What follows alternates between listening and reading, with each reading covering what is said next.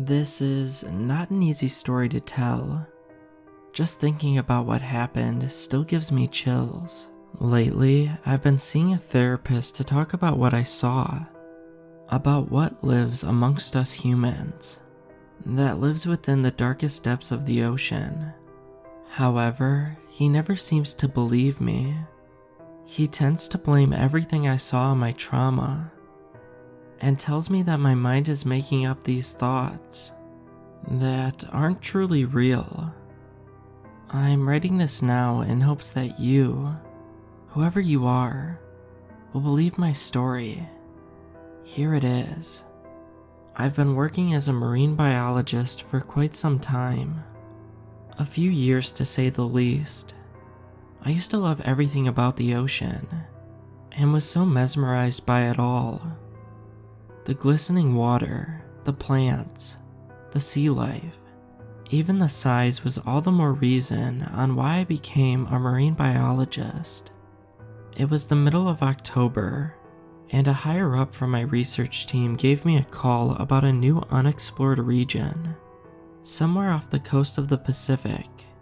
Now, you may think somewhere so far out in the ocean may have made me decline the decision to go and explore such vast, open area. But no. In fact, just the thought of the idea made me ecstatic. I accepted the offer, made the arrangements, and quickly set off. The research team consisted of 4 people: Mike, Liz, my best friend Jackson, and myself. Together, we've explored all kinds of places, discovered the most bizarre sets of animal life, and even became the first group to do a deep sea dive inside the Marina Trench. We were truly a fierce team, and every dive we took, every exploration we've set out on, it was all done with little to no fear. I've always been fond of the ocean, yes, but I can't recall a time where I was actually scared of it. Well, that is up until now. We set off early morning, wasting no time at all to get to our destination. So, what do you think will be out there? Don't know. New species, maybe? Mike and Liz love to discover new types of animals, while me and Jackson were more fond of the plant life. Heck, if so, let's hope nothing big enough to eat us, said Jackson, approaching the side of the boat. He gazed out to the open body of water, watching the city slowly disappear from our view. He closed his eyes and inhaled deeply. Ah, smell that? The fresh air of open adventure, said our captain, cutting off Jackson as he spoke. Now, let's not try to be out here for too long, understand? It's an area that we do not know of. We all agreed and began making plans on what specific things to keep an eye on. Well, being so far out, there's obviously not going to be any type of ground level whatsoever, and chances even of us getting an inch close to it is very slim. Mike's right. We should have the 2 of us search for unknown species near the surface, and the other 2 explore deeper, said Jackson, caressing the lining of his jaw as a sign of thought. It was no surprise that Mike and Liz would be together. They are practically partners in crime. How about me and Jackson dive down? Evan and Liz, you guys stay at the top. This was surprising to all of us. Why the sudden change? I questioned, glancing over at Liz. I don't know, just thought we'd swap our partners for once, yeah? Jackson put his hand on Mike's shoulder. Idiot, we're all partners here, but I guess switching it up a bit wouldn't hurt. Liz approached me with a cheerful look. Then it's settled. Let's make this a great exploration. Time went by pretty fast, and it was finally time for us to take our dive. As I approached the deck, Mike and Liz already had their gear on, and Jackson was just about to dive in.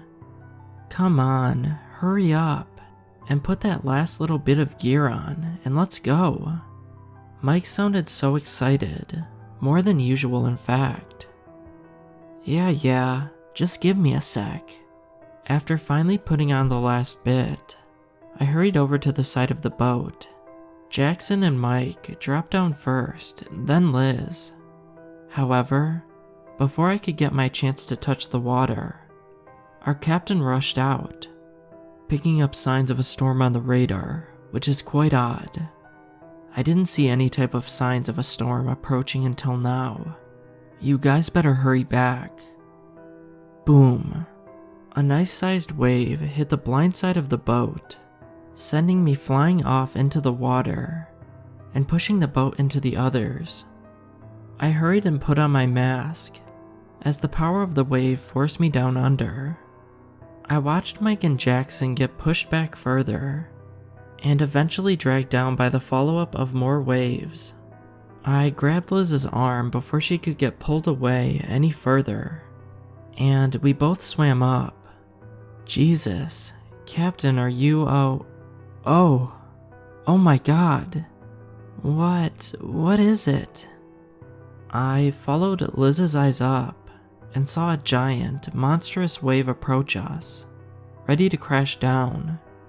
Crash down right on the boat. Captain! The sound of water crashing and flowing in all sorts of directions snapped me back. I tried to keep calm, but in all my years, I've never been in this type of situation before. Liz, where's Liz? I looked around, giving myself a headache due to how fast I turned my head. Crackling. Evan, I'm right here. The radio sounded distorted, and Liz was almost unrecognizable. Liz, can you hear me? What the hell just happened?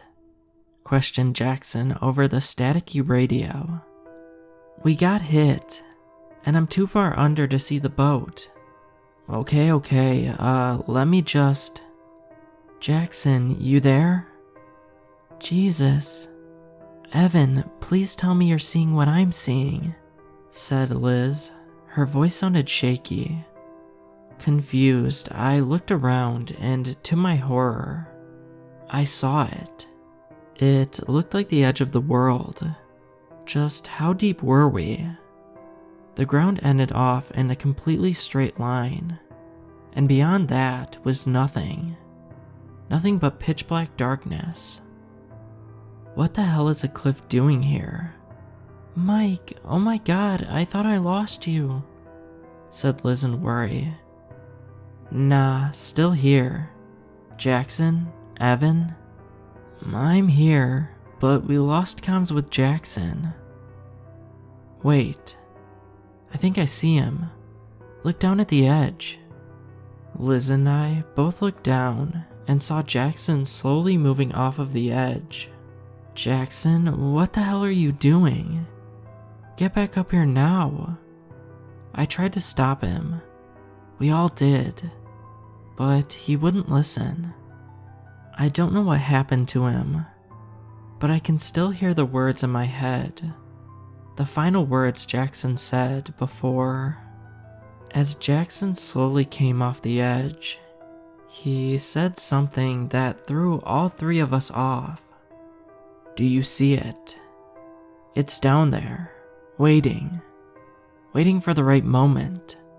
What are you talking about, Jackson? What's waiting? Just come on back, and let's get out of here, please. Jackson let out a small gasp.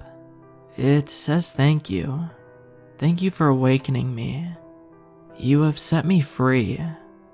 Then, from a calming voice to the sound of fear, he said, Oh my god, guys, we shouldn't have come here. We aren't alone. Jackson started violently thrashing his arms, trying to swim up and away from the dark abyss. It's coming, oh god, it's coming. It's gonna kill us all. We're all going to die. That's when we saw it. A long, Dark, greenish, and sort of scaly. Long body quickly rushed up. In size, it was massive. About the size of 4 great-sized mansions. But even then, I don't think even that is enough to explain just how huge the thing was. I watched Jackson get swallowed by it whole. The mouth area was so damn huge that it took up most of the abyss. The teeth were the size of giant ice glaciers and were very, very sharp. However, that wasn't the scariest part about its mouth. What frightened me the most was the row of teeth the thing had.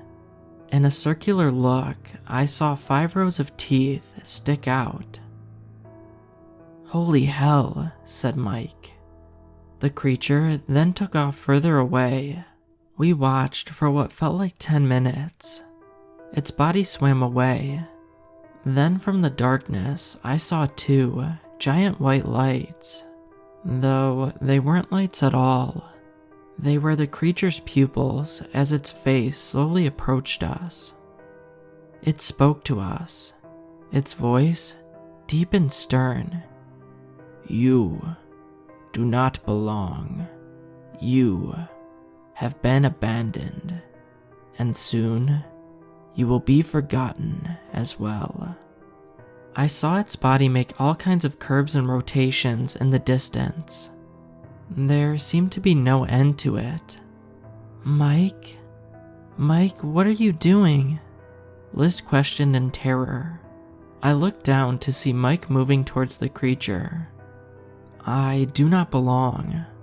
I've been abandoned, and I will soon be forgotten. I am nothing." Those were Mike's last words. As I saw him move ever so slightly towards the creature, almost as if he was being pulled into it, I looked at the creature and saw its mouth. Its mouth was open, and it stretched so far out that it could fit multiple of our boats inside of it. As I stared at it, I found myself muttering something. I do not belong." The same words said by Mike. I quickly forced myself to turn away. "Liz, turn away, now!" She was nowhere to be found. I looked down once more and saw her, repeating the same words as Mike, and slowly moving towards the creature's mouth. "No!" I wanted to say something, believe me, I did. But I just couldn't. I knew I wouldn't be able to get through to her, and I knew what was going to happen if I stayed any longer. I quickly began to swim up as my heart pounded inside my chest. Please let me make it." In the distance, I saw the boat, slowly sinking down to the ground. Oh God, no. The surface slowly began to appear. Just a little more. Then, after what felt like forever, I finally broke the surface and began to swim faster than I've ever swam in my life. I don't know what direction I was heading in, but I didn't care. Just as long as it wasn't in the same direction as that thing. I don't even think I can call it a creature anymore. I think I swam for about 15 minutes before my arms got tired and my legs began to give out on me. There was nothing in sight, and I soon gave up hope. I laid myself back and floated. As I did, I began to have flashbacks. Flashbacks that went back to when I first discovered the ocean, to when my parents first took me swimming at the beach. It all appeared to me as a blur, but it slowly faded away into darkness. I awoke inside of a hospital. Doctors surrounded me as I tried to keep my eyes open. "Stay still and don't move." "Jackson? Mike?" "The search team were not able to find your friends, nor the boat. It's lucky they found you." It was then that I had one last flashback, one last image in my brain. It was a vision of the thing that killed my friends, Jackson, Mike, Liz, all long gone. Doctors say I ended up fainting shortly after waking up and became unresponsive. I then went into a short coma, one only lasting a few weeks to a month. When I woke up, my hospital room was empty, but the space around me was filled with get well soon cards and colorful balloons by my bedside. I was later checked out of the hospital and got to return to my home. Now, did I return back to work? Of course not. I'll never go back. Not after what happened. After a while, I began experiencing night terrors and hallucinations every once in a while. Hell, I even developed thalassophobia, the fear of deep bodies of water, just like the ocean. I soon started to feel like I was losing my mind. I started hearing voices in my head, and visions of watching my friends being swallowed by the monstrous thing.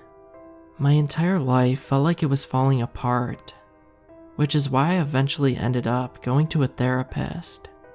But not even he could help.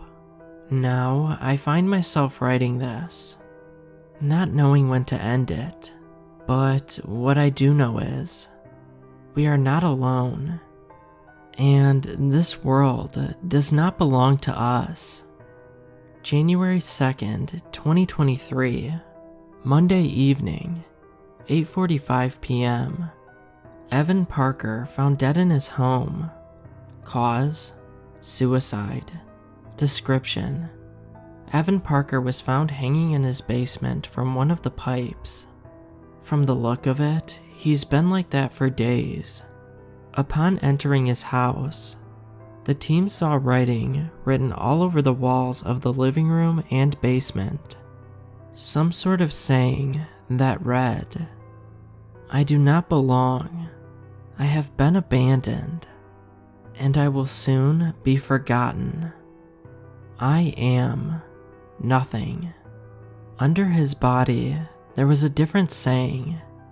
It read, "We are not alone."